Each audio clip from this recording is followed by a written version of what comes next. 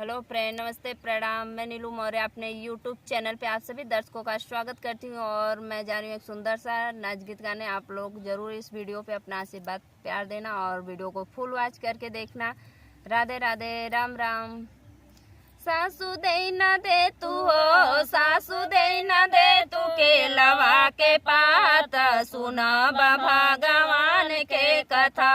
सासू दे न दे तू हो, सासू दे तू के लवा के पात, सुना भगवान के कथा।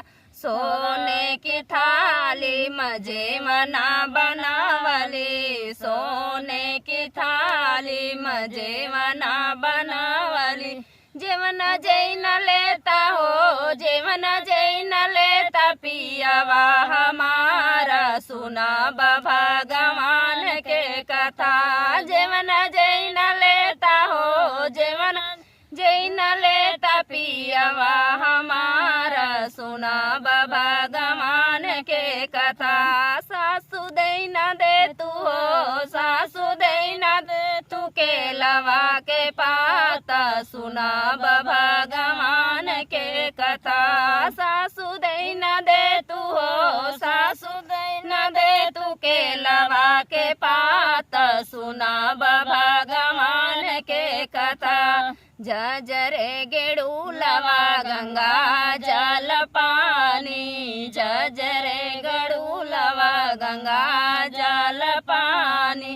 पनिया पी न लेता हो, पनिया पी न लेता पियावा हमारा, सुना भगवान के कथा। पनिया पी न लेता हो, पनिया पी न लेता पियावा हमारा, सुना भगवान के कथा।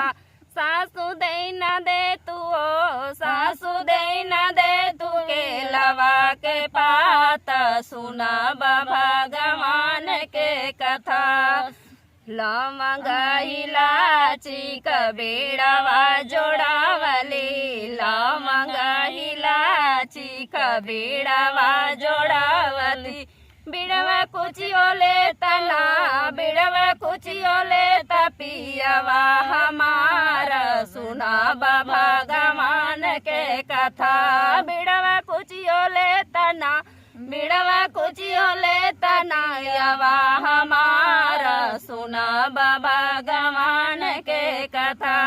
सासू दे न दे तू हो, सासू दे न दे तू के लवा के पात, सुना भगवान के कथा। सासू दे न दे तू हो, सासू दे न दे तू के लवा के पात, सुना भगवान के कथा। फूलो हजारी कसे जलगावले, फूलो हजारी कसे जलगावली। सेजिया सोई न लेता हो, सेजिया सोई न लेता पियावा हमारा, सुना भगवान के कथा। सेजिया सोई न लेता हो, सेजिया सोई न लेता पियावा हमारा, सुना भगवान के कथा।